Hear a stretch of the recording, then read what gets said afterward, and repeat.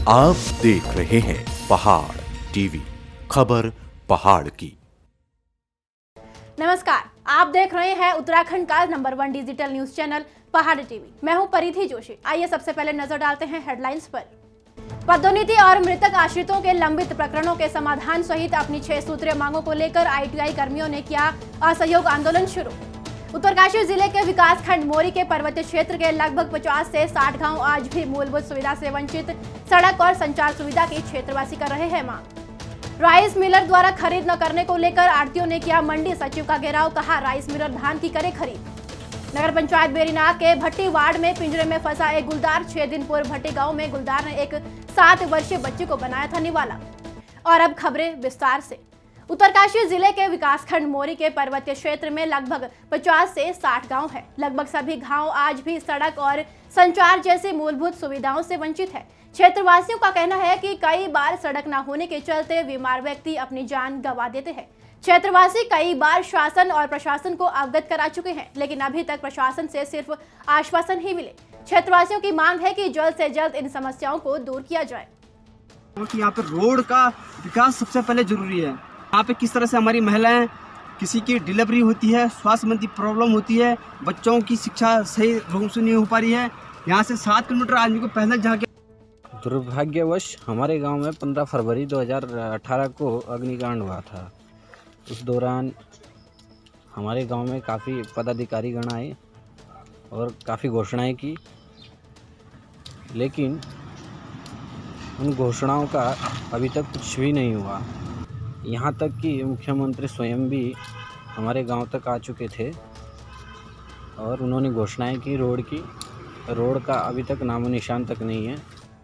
नगर पंचायत बेरीनाग के भट्टी गांव में पिंजरे में एक गुलदार फंस गया। 6 दिन पूर्व भट्टी गांव में गुलदार ने एक 7 वर्षीय बच्ची को निवाला बनाया था, जिसके बाद वन विभाग ने गुलदार को आदमखोर घोषित करने के साथ गांव में 2 पिंजरे और 24 घंटे वन कर्मियों के द्वारा गांव में ड्यूटी दी जा रही थी। गुलदार पिंजरे में फंसने के बाद वन विभाग ने राहत की सांस ली है।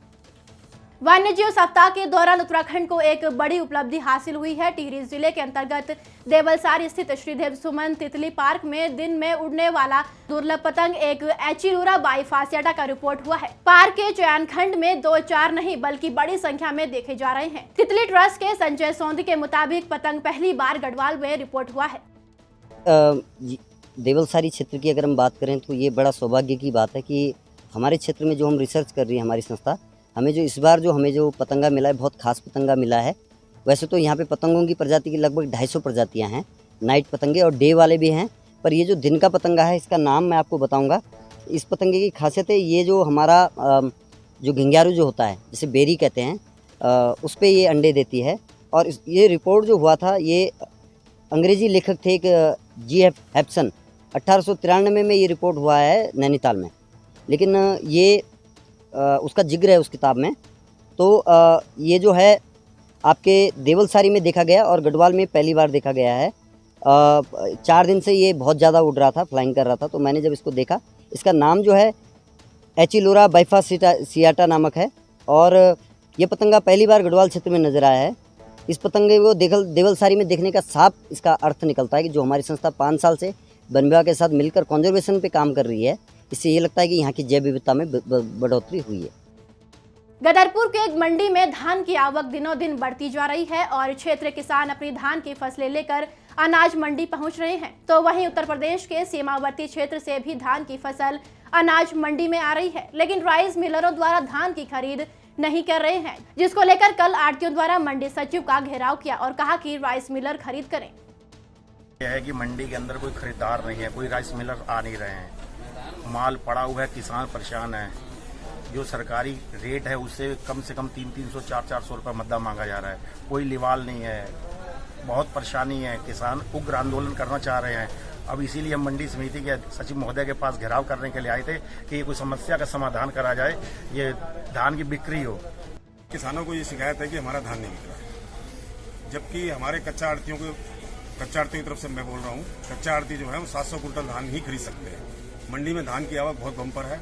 इससे ऊपर हमारे ऊपर गवर्नमेंट ने बैन लगा रखा है कि हम 700 कुंटल से ऊपर धान ज़्यादा नहीं खरीद सकते। अब धान सरप्लस आ रहा है, इसलिए ये किसान का रोष जायज है। इसमें दिक्कत है दोनों तरफ से, राइस मिलर्स की भी दिक्कत है, राइस मिलर्स के जो कच्चा आड़ती है उसकी भी दिक्कत है, और जो मंडी में किसानों का माल आ रहा है वो समस्या उनकी भी है। समस्या इसमें ये है कि जो किसान माल लेके आ रहे हैं उसमें सरकार ने इस बार जो धान खरीद कच्चे आड़ती के माध्यम से धान खरीद पॉलिसी आई है, उसमें एक तो अभी वर्तमान में यूपी के किसानों के पोर्टल पर नाम दर्ज नहीं हो रहे हैं, साथ ही जो केवल 700 कुंटल प्रतिदिन की खरीद इनकी निर्धारित की गई है। तो उससे मेन समस्या ये आ रही कि एक आधार कार्ड और जो किसानों के नाम जमीन है वो भी उपलब्ध नहीं हो पा रहे, तो इसलिए खरीद में समस्या आ रही है। चौकी प्रभारी डाकपत्थर कुंदन राम के नेतृत्व में गठित पुलिस टीम द्वारा थाना विकासनगर से घोषित हिस्ट्री शीटर बुरहान को उसकी पत्नी काफिया के साथ लाखों की कीमत 25 ग्राम अवैध स्मैक के साथ विशाल कॉलोनी नेहरू मार्केट से गिरफ्तार किया गया। दोनों के कब्जे से स्मैक बेचकर कमाए कुल 1,60,000 रुपए भी बरामद किए गए। दोनों अभियुक्त के विरुद्ध अलग अलग थाना विकासनगर में धारा 8/21 एनडीपीएस एक्ट के अंतर्गत अभियोग पंजीकृत किया गया है। कांग्रेस मुख्यालय देहरादून में युवा कांग्रेस की ओर से कार्यक्रम का आयोजन किया गया, जिसमें युवा कांग्रेस के नवनियुक्त पदाधिकारियों का शपथ ग्रहण और पदाधिकारियों को प्रमाण पत्र वितरित किया गया। साथ ही कई युवा यूथ कांग्रेस में शामिल हुए। कांग्रेस हर समय जो जनहित के मुद्दों को लेकर के निश्चित रूप से सड़क पर उतर करके संघर्ष के लिए हमेशा तैयार है, और इसी कड़ी में हमारे यूथ कांग्रेस और एनएसए के साथ ही कल जो है फॉरेस्ट गार्ड भर्ती घोटाला जो हुआ है उसके विरोध में सचिवालय कूच करने का काम है। इसी कड़ी में यूथ कांग्रेस की कई साथियों को हमारे जिला कांग्रेस यूथ के अध्यक्ष जी ने कई जिम्मेदारियां भी सौंपी है, और बड़ी संख्या में लोग यहाँ पर आए हैं।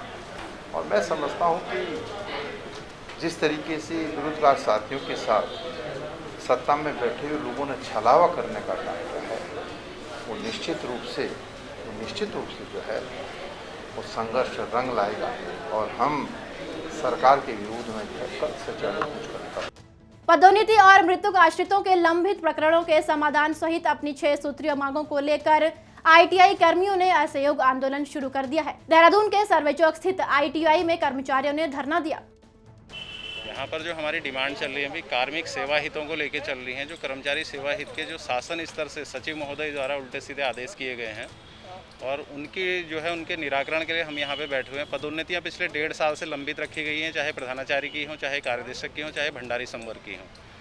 और उसके अलावा जो है आपके मृतक आश्रितों के प्रकरण 1.5 साल से लंबित पड़े हैं, जो कि नियुक्ति प्राधिकारी निदेशक स्तर से होने चाहिए, उनको भी शासन पे मंगाया गया है। उसके अलावा आपका विभागीय पुनर्गठन में हमारे पदों की जो है कटौती की जा रही है, जबकि अधिकारियों के पदों में बढ़ोतरी की जा रही है। और ऐसे ही एसीआर का प्रकरण जो है बहुत महत्वपूर्ण प्रकरण है कि एसीआर का प्रकरण जो कि पूरे उत्तराखंड में कहीं लागू नहीं है। यहाँ पर 10 या 15 पेज का एक जो है अनुदेशक के लिए, कार्यदेशक के लिए जो है फॉर्मेट तैयार किया गया है जो सचिव महोदय द्वारा। तो हमारी जो मुख्य मांगे हैं वो ये 6 सूत्री मांगों को लेकर हम यहाँ पर बैठे हुए हैं कि इनको जो है वापस लिया जाए और पदोन्नतियाँ की जाए, मृतक आश्रितों को नौकरी दी जाए। प्रधानमंत्री नरेंद्र मोदी ने रविवार को स्वामित्व योजना के तहत वीडियो कॉन्फ्रेंसिंग के जरिए संपत्ति कार्ड का वितरण शुरू किया। पीएम मोदी ने कहा कि इस ऐतिहासिक पहल से अब जमीन के मालिकाना हक किसानों के हाथ में होगा। जहां एक तरफ बीजेपी इसको किसानों के हक में बता रही है, बीजेपी प्रदेश मीडिया प्रभारी देवेंद्र बसीर ने कहा कि बीजेपी जो विकास के कदम लगातार उठा रही है उससे कांग्रेस में बौखलाहट है, लेकिन कांग्रेस तो यह बात मानने को राजी नहीं है कि संपत्ति कार्ड किसानों के हित में है। कांग्रेस प्रधानमंत्री माननीय श्री नरेंद्र मोदी और भारतीय जनता पार्टी के फोबिया से ग्रस्त है, और यही कारण है कि माननीय प्रधानमंत्री जी जो भी विकास के कदम उठा रहे हैं उनका कांग्रेस विरोध कर रही है। अब स्वामित्व कार्ड को लेकर के जो आपत्ति कर रहे हैं वो अपने आप में हास्यास्पद है। वो कहते हैं कि स्वामित्व के रिकॉर्ड तो राजस्व विभाग के पास हैं। तो मैं उनसे एक सीधा साधारण सा सवाल पूछता हूँ कि उनके पास कार होगी, कार का पंजीकरण जो है वो आरटीओ में होता है, तो साथ में आरसी लेके क्यों चलते हैं? उनका ड्राइविंग लाइसेंस उनकी जेब में क्यों रहता है? किस कारण से वे आधार कार्ड को लेकर के अपनी पहचान दिखाते हैं? आज के डिजिटल युग में जिस प्रकार से हम आगे बढ़ रहे हैं, कांग्रेस उसके बारे में सोच भी नहीं पा रही है। बीते दिनों जोगिड़वा थल में एक दुकान में लगे सीसीटीवी कैमरे में एक साथ 3 गुलदारों की मूवमेंट कैद हुई। शुक्रवार को जब लोगों ने सीसीटीवी फुटेज में गुलदारों को देखा तो क्षेत्र में दहशत फैल गई। कैमरे में गुलदार बाजार में इधर उधर विचरण करते दिखाई दे रहे हैं। घटना की रात्रि गश्त कर रहे पुलिसकर्मियों को भी ये तीनों गुलदार दिखाई दिए। ज्येष्ठ प्रमुख सुरेंद्र सिंह पांगती के नेतृत्व में क्षेत्रवासियों ने वन क्षेत्राधिकारी चंद्रा मेहरा को ज्ञापन सौंपकर अभिलंब गुलदारों के आतंक से लोगों को निजात दिलाने की मांग की। और अब मुझे दीजिए इजाजत। बाकी अपडेट के लिए देखते रहिए पहाड़ टीवी। नमस्कार। उत्तराखंड की हर छोटी बड़ी खबर के लिए सब्सक्राइब करें पहाड़ टीवी। खबर पहाड़ की, बेल आइकन दबाना ना भूलें।